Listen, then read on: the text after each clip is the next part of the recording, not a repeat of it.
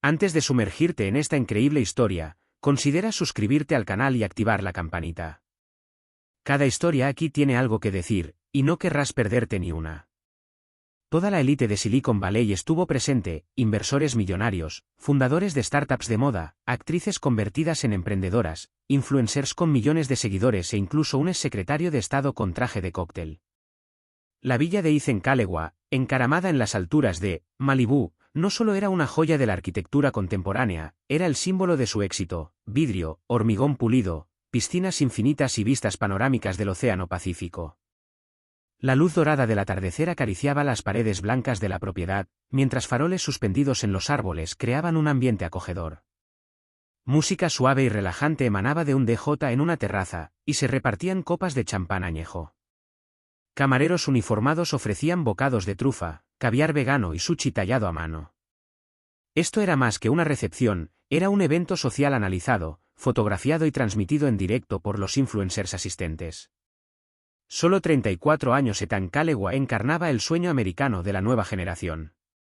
Partiendo de casi nada, un proyecto de seguridad informática lanzado en un garaje de San Diego, ahora estaba al frente de un imperio tecnológico, Kaiosek, cuyo software cifraba datos para gobiernos, agencias de espionaje e incluso multinacionales farmacéuticas. Discreto, elegante, siempre vestido de gala con sus trajes a medida, había cimentado su reputación sobre dos pilares: rigor y confianza. Esa noche, sin embargo, parecía diferente. Un poco más ligero. Su mirada a menudo buscaba la de Cassandra Blake, su prometida, una exmodelo convertida en una exitosa empresaria de cosmética de lujo ecorresponsable. Cassandra, bella como una diosa griega y con una risa cautivadora, había conquistado tanto las pasarelas como los mercados financieros con sus productos para el cuidado de la piel a base de cactus del desierto californiano. En redes sociales, se les conocía como @Cassandra, la pareja perfecta, glamurosa e inspiradora, siempre sonrientes, siempre enamoradas. La multitud estalló en aplausos cuando la pareja bajó las escaleras de la villa, de la mano. Ella lucía un escultural vestido rojo de Versace. Él, un traje color marfil, abierto sobre una camisa de seda negra. Se acercaba el momento culminante de la velada. Abandonarían la recepción a bordo de un Mustang Shelby GT500 de 1968, completamente restaurado por el propio Ethan, un proyecto que había iniciado meses antes y que reflejaba su relación, vintage, preciosa, poderosa. El coche brillaba bajo los focos, estaba aparcado en un ángulo cerca de las escaleras, con una cinta roja en el capó. Pero mientras se acercaba al vehículo, un detalle preocupó a Ethan. Sintió una ligera, casi imperceptible, presión en el brazo izquierdo. Se giró, sorprendido, y descubrió a una joven que se había deslizado silenciosamente entre dos invitados. Parecía fuera de lugar, casi invisible entre los vestidos y smokings de diseñador. Un sencillo vestido azul pálido, un moño suelto, una fina película de sudor en la frente. Lucy Hart, 28 años. Parecía nerviosa, tensa, pero sus ojos, de un verde claro, casi translúcidos, eran claros, lúcidos y preocupado. Ella susurró, casi inaudible bajo la música y las voces fuertes. No te subas al Mustang. Tu prometida desactivó los frenos. Un escalofrío recorrió la espalda de Ethan. Se quedó allí paralizado, con los dedos aún suspendidos en el aire, a centímetros del pomo de la puerta. ¿Indulto? Sé de lo que hablo. Vino al estudio esta mañana. Pensó que nadie la vio. Me fijé. Algo anda mal. Ethan la miró fijamente. Nunca la había visto. No llevaba credencial de visitante. Pero había en su voz un nerviosismo infalible. Miedo genuino. Desesperación, incluso. Añadió, en un tono aún más bajo, mirando a Cassandra a lo lejos. Ella no quiere ir contigo. Quiere que vayas solo. Para siempre. Ethan, paralizado al principio, se quedó allí, con la mirada fija en ella. El tumulto de la fiesta pareció desvanecerse de repente a su alrededor, como si el mundo entero se hubiera detenido. La música, las risas, el tintineo de las copas se desvanecieron. No vio nada más que a ella. En sus ojos, claros, cansados, pero penetrantes, leyó algo que reconocía muy pocas veces en su vida cotidiana: sobremeditizada, sinceridad, y un miedo crudo, casi desesperado. No el miedo a quien actúa, El miedo a quien sabe, y sabe demasiado bien. ¿Quién eres? Preguntó finalmente, en voz baja, como si el mero hecho de hacer la pregunta pudiera romper la burbuja de silencio que los rodeaba. La joven tragó saliva y miró furtivamente a la multitud. Cassandra posaba para una foto con unos invitados influyentes a pocos metros de distancia, despreocupada, sublime, perfecta. Lucy respiró hondo. Me llamo Lucy Hart. Soy mecánica en Carson y Miles, el taller que restauró este Mustang. Sacó una tarjeta de visita grasienta del bolsillo de su vestido, obviamente recortada de un viejo mono de trabajo, y se la entregó. Él la tomó automáticamente. Ayudé a reconstruir este coche, pieza por pieza. Fue uno de nuestros proyectos más exigentes. Pero hoy hizo una pausa y bajó la mirada brevemente. Vi a tu prometida entrar sola al taller. Revolvió la caja de herramientas. Creyó que estaba sola. Ethan sintió que se le apretaba el estómago. ¿Y estás seguro de que ella? Revisé debajo del chasis. Personalmente. Justo después de que se fuera. Me subí al elevador hidráulico. Alguien cortó limpiamente los conductos de freno con un bisturí térmico. Es invisible a simple vista, pero cedería en la primera curva cerrada. Ella lo miró directamente a los ojos. No habría sobrevivido a un viaje de 10 minutos. Una corriente gélida recorrió la columna de Ethan. El aire se sentía más pesado. Retrocedió lentamente un paso, volviendo la mirada al Mustang. Brillaba bajo los focos, sublime y letal, como una viuda negra escondida bajo una hoja. Todo en su interior quería negarlo. ¿Cassandra? No. Ella no. No a la que le había propuesto matrimonio tras 6 meses de amor apasionado, ni a la que había defendido ante los medios, ni a la que seguía besándolo esa mañana como si el mundo se hubiera detenido a su alrededor. Pero él sabía leer a la gente. Era lo que había construido su imperio. Y en la voz de Lucy, en el temblor controlado de sus dedos, en la precisión quirúrgica de sus palabras, no había, sin mentiras. ¿Entiendes lo que me estás diciendo? Ella asintió lentamente. ¿Y entiendes qué pasará con mi carrera si me equivoco? Pero prefiero perder un trabajo que asistir a un funeral. Cerró los ojos un instante. Luego los abrió de nuevo. Fríos. Lúcidos. Desgarrados. Sacó lentamente su teléfono del bolsillo interior, bajo la mirada fija de Lucy. Sus dedos apenas temblaban. Marcó un número que conocía de sobra. 911. Una voz masculina le respondió. ¿911? ¿Cuál es su emergencia? Respiró hondo y dijo con calma. Creo que alguien intentó matarme. Los oficiales llegaron en menos de 10 minutos. 2 patrullas silenciosas, sin sirenas pero con luces intermitentes, se deslizaron entre los coches de lujo aparcados frente a la villa. El ambiente de la fiesta cambió al instante. Las conversaciones cesaron. Las risas se apagaron. La mirada de todos se dirigió a la entrada, por donde aparecieron los uniformados, serios y metódicos. Cassandra, encaramada en sus tacones Louboutin y con una copa de champán en la mano, estalló en una risa burlona y clara al ver acercarse a la policía. ¿Otra rabieta paranoica de multimillonario? ¿Qué te pasa, Ethan?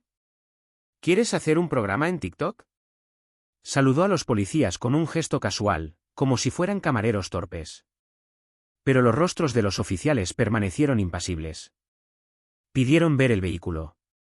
Ethan, sin decir palabra, los guió hasta el Mustang, con los hombros erguidos y el rostro enmascarado. Uno de los agentes, un veterano llamado Detective Grant, inspeccionó brevemente los bajos del vehículo con su linterna. Inmediatamente ordenó que lo subieran al elevador mecánico móvil que Ethan tenía en su garaje privado, un lujo reservado para aficionados experimentados. Lucy, que se había mantenido al margen, guió al equipo técnico hasta el sistema de elevación. Los demás invitados, atónitos, filmaron desde lejos. Unos minutos después, uno de los oficiales se acercó a Ethan. Señor Kalewa. Tenía razón. Las tuberías fueron cortadas deliberadamente. Esto es sabotaje. Cassandra palideció. Dejó caer su vaso, que se hizo añicos en el suelo. Su mirada pasó del coche a los policías y luego a Ethan. ¿Qué ¿Crees que es esta chica? Miente. Está celosa, quiere acercarse a ti, me tendió una trampa. Pero su máscara se estaba agrietando. Sus palabras eran apresuradas, su tono delataba pánico. Y lo más importante, aún no sabía que el equipo de respuesta ya agarró su teléfono al llegar, con el consentimiento de Ethan. Este último, como desarrollador de seguridad digital, había proporcionado acceso inmediato a un software de recuperación de datos en tiempo real. Uno de los oficiales le hizo una señal a su superior. Se acercó a Ethan y le susurró. Encontramos una serie de mensajes borrados. Enviados a un número registrado en Belice. Habla de una póliza de seguro de vida a su nombre, declarada en caso de accidente. Falsificada. Monto, $10 millones. También hay un recibo de una transferencia bancaria a una cuenta en el extranjero. Y un boleto de avión a Cancún mañana a las 6 de la mañana. Ethan sintió que se le encogía el corazón. Todo estaba ahí. Frío, calculado, quirúrgico. No fue un impulso, era un plan. Un asesinato disfrazado. Un silencio opresivo cayó cuando uno de los oficiales de policía se acercó a Cassandra. Cassandra Blake queda arrestada por intento de homicidio involuntario y fraude. Tiene derecho a guardar silencio. Ella intentó retroceder. No. No tienes pruebas. No es lo que crees. Ethan. Díselo. Díselo que me amas.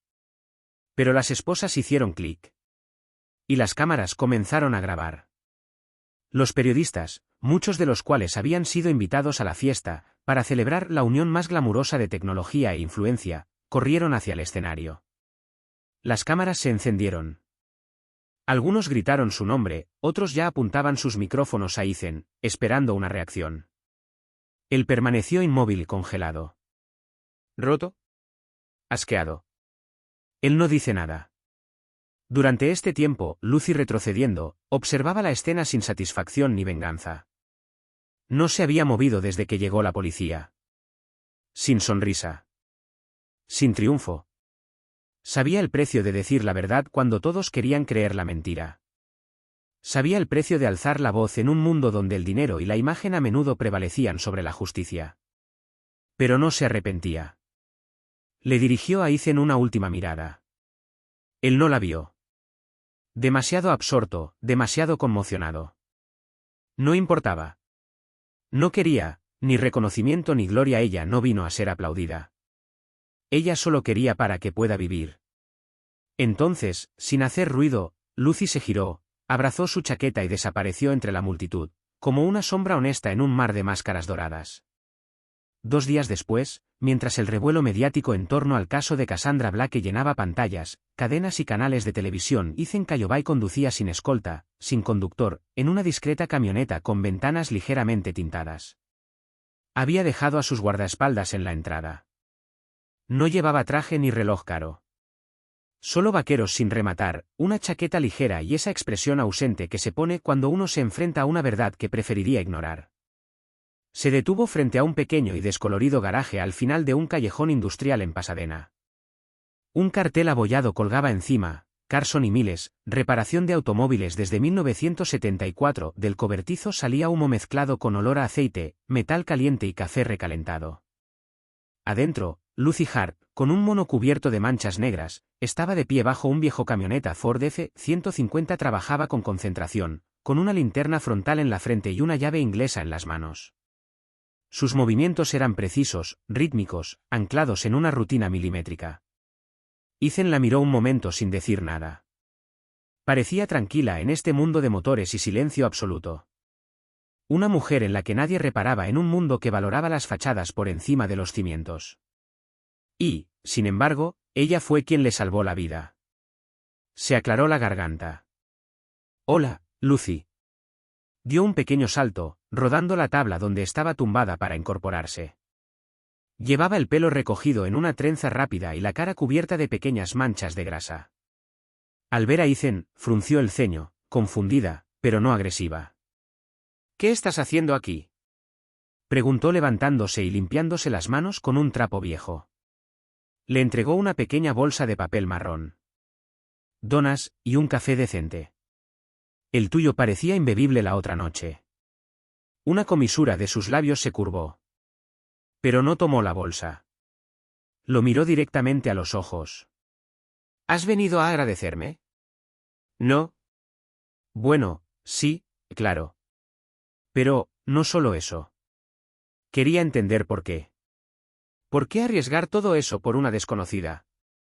Lucy se quedó en silencio por un momento, mirando las marcas negras en sus dedos, la vieja camioneta, la sombra del pasado en sus ojos. Entonces ella habló. Porque nadie lo había hecho nunca por mi hermano.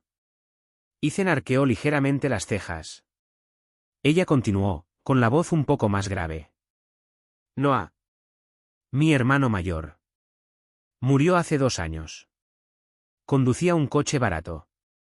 Los frenos fallaron en una bajada. Dijeron que iba a exceso de velocidad. Que estaba siendo precavido. Pero yo conocía a Noah. Conducía con cuidado. Acababa de conseguir trabajo como mecánico en un centro agrícola. Era cuidadoso. Ella se dio la vuelta brevemente, con los ojos húmedos pero su voz firme. Más tarde descubrí que el anterior dueño del coche había manipulado los frenos para cobrar la prima del seguro. Pero nunca lo denunciaron. Falta de pruebas. Lo intenté todo.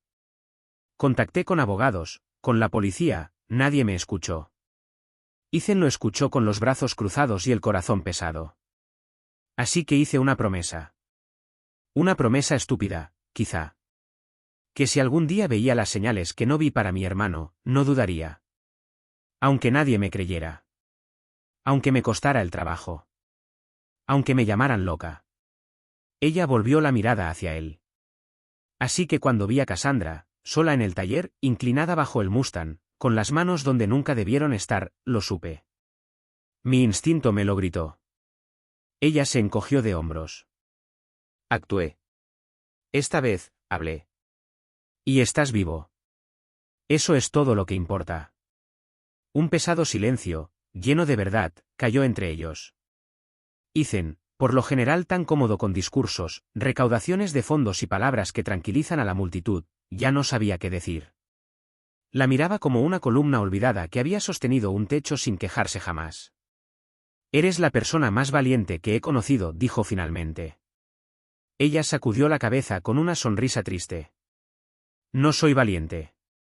Simplemente estoy cansado de ver al mundo girar la cabeza cuando debería estar de pie. Ethan, con la mirada baja, asintió lentamente. Así que, déjame ofrecerte algo. No como agradecimiento, sino como un comienzo. Me gustaría contratarte. Para trabajar en un proyecto personal. Una fundación. Para investigar, reparar, proteger. Para que ningún otro Noé desaparezca en la indiferencia. Lucy se quedó congelada, sorprendida. ¿Hablas en serio? Más que nunca. Ella no respondió de inmediato. Pero en lo más profundo de ella, algo se abrió. Una posibilidad. Una luz. Los días se extendían como una noche interminable para Ethan Callewa. El caso Black había arrasado en los titulares de todo el mundo. Los nombres de Ethan y Cassandra aparecían en periódicos, sitios web de noticias y canales de noticias 24 horas. Pero esta vez, no se trataba de la celebración de una unión, sino de la historia de una traición, de una conspiración fría y calculada. Las miradas, antes admirativas, a veces se volvían pesadas y suspicaces. El otrora invencible multimillonario parecía vulnerable, herido, humillado. Ante este tsunami mediático, Ethan tomó una decisión radical, suspendió todas sus apariciones públicas.